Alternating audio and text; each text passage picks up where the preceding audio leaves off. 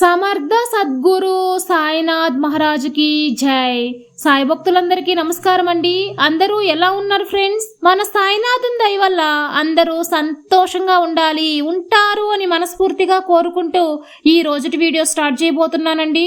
ఇక ఈ రోజు వీడియోలో మనం చూడబోయేది ఏంటంటే అది బాబా గారి సందేశం అండి. బాబా గారు మన కోసం ఒక మంచి సందేశం తీసుకొచ్చారు. నీకై వచ్చిన రాత్రి తల్లి ఇది.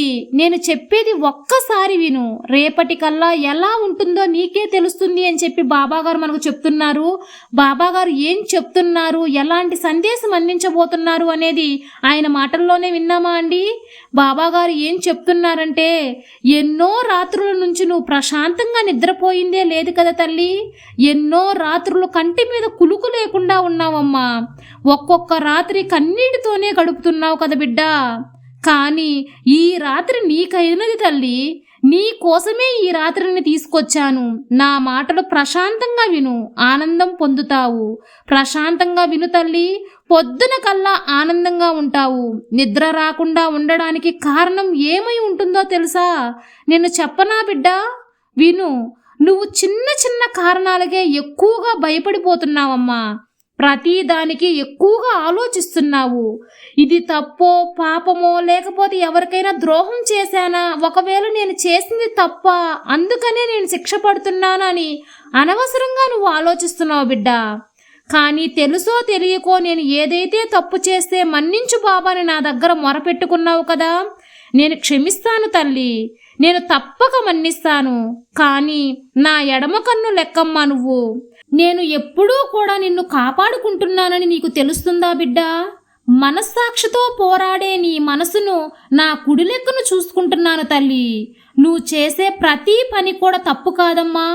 నువ్వు ఏది కూడా తెలుసో లేకపోతే నువ్వు అది దిట్టం పెట్టో చేసింది కాదు. అదంతా తాత్కాలికంగా జరిగిందే తల్లి. నా తీర్మానం అందుకు నువ్వు చేసింది తప్పు కాదని చెప్తున్నాను. నువ్వు తప్పు చేశావని అనుకోవద్దు. జరిగిందంతా నీ బాబాకి అంతా తెలిసే జరిగింది అని నువ్వు నమ్ము బిడ్డ. ఎప్పుడూ కూడా పశ్చాత్తాపంగా ఉండేది మానుకో. ఒక్కసారి పశ్చాత్తాపడితే చాలు తల్లి. పశ్చాత్తాపంలోనే ఉండి బాధపడుతూ ఉండకమ్మా. ఒకవేళ నువ్వు తప్పు చేసుంటే నీ తప్పులన్నీ మన్నించి వేశాను తల్లి. నువ్వు కూడా మారావు. ఎందుకంటే నువ్వు సాయి బిడ్డవు. ఎప్పుడూ కూడా నిన్ను తప్పుడు దారిలో నడిపించను బిడ్డ. నీకు తెలియకుండా నీ చెయ్యి పట్టి నిన్ను మంచి దారిలో నడిపిస్తూ ఉంటాను. అది నా బాధ్యత కూడా. ఏ పశ్చాత్తాపం లేకుండా నిద్రపోవచ్చు. నీ బాబా ఉండగా ఇంకొక్కసారి కన్నీరు పెట్టక తల్లి. నువ్వు ఎప్పుడూ కూడా ఎవరి దగ్గర కూడా నిన్ను నువ్వు వదిలిపెట్టుకోవద్దు.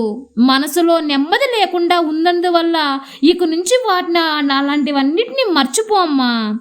ఇప్పుడైనా నీ మనసు నెమ్మది అయిందా తల్లి?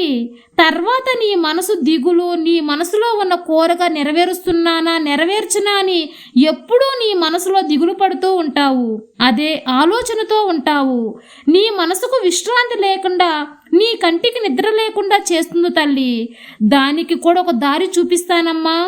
ఈ రాత్రికి కొన్ని మార్పులు జరుగుతాయి. రేపు తెల్లవారేసరికి నీకు మంచి మార్పులు జరుగుతాయి బిడ్డ. నేను ఎప్పుడూ చెప్తూ ఉంటాను కదా, ఏదైనా ఒక విషయం జరగడానికి ఒక సమయం రావాలమ్మా అని. ఆ సమయం ఇప్పుడు ఎందుకు కాకూడదు చెప్పు? ఈ రాత్రికే నీ మనసులో ఉన్న కష్టాలన్నీ తీర్చి, నీ మనసులో ఉన్న భారాన్ని, దిగులుని ఈ రోజుతో ఆఖరి రోజు అవుతుంది తల్లి. రేపటికి నీ జీవితానికి కూడా తెల్లవారుతుంది. ఒక్కొక్క రోజు నువ్వు ఆలోచనలో నిద్రపోతూ ఉంటావు కదా.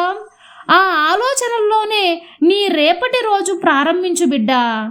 నువ్వు తెలుసుకుంటావు నా కోరికలన్నీ నెరవేరాయి అని.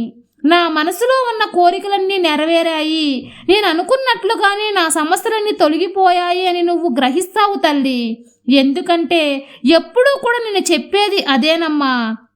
మంచి ఆలోచనలు, అనుకూలమైన మాటలు చెప్పమని చెప్పేది అందుకే తల్లి. నీకైనా మంచి రోజు ఎప్పుడు వస్తుంది అని అడుగుతున్నావు కదా. ఆ సమయం ఎప్పుడో ఆరంభమైపోయింది. నీకై నువ్వు నన్ను మొక్కుతూ ఉన్నావు అని అనుకుంటున్నావు కదా. కానీ అది నిజం కాదు తల్లి. నీ పుణ్యకాలం, నీకైన కాలం, నీకు అనుకూలమైన మంచి సమయం నీకు ఏది ఇవ్వాలి అని నిర్ణయించబడేది నీ సాయి తండ్రి అని గుర్తించుకో తల్లి.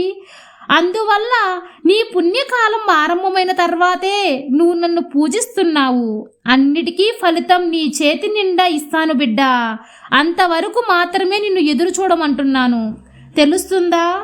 ఒక్కొక్క రోజు నువ్వు నిద్ర లేకుండా ఉన్న రాత్రులు, నీ మనసులో అల్లాడిన రోజులు అన్నిటికీ ముగింపు కాలం వచ్చేసిందమ్మా. నువ్వు అలా ఉన్నప్పుడు నా మనసు ఎంతో బాధగా ఉంటుంది తల్లి. నేను దిగులుతోనే ఉంటున్నాను. నీ సాయి తండ్రిని నీ గురించి ఆలోచిస్తూ దిగులుగా ఉంటాను తల్లి. నువ్వు దిగులుగా బాధగా ఉంటే నాకు కూడా చాలా కష్టంగా తీసుకుని ఉంటుందమ్మా. నువ్వు అలా ఉన్నప్పుడు నా మనసు ఎంతో బాధపడుతుంది తెలుసా? ఇక నుంచి ఒక్కొక్క రోజు నిద్ర లేచి గమనించు. నెమ్మదిగా నిద్రపోతూ ఉంటే నీకై నువ్వే గమనిస్తావు. సర్వనిశ్చయంగా రేపటి రోజు నీదే తల్లి. ఇకనైనా ప్రశాంతంగా నిద్రపోతావు కదా. నీ బాబా నీకు తోడుగా నీకు అనుగ్రహం ఇస్తూ నీకు అండగా ఉంటానమ్మా. నీ సాయి తండ్రి ఎల్లవేళలా నీకు తోడుండగా నీకు భయమెందుకు బిడ్డా? సర్వే జన సుఖినో భవంతు. జై సాయిరాం.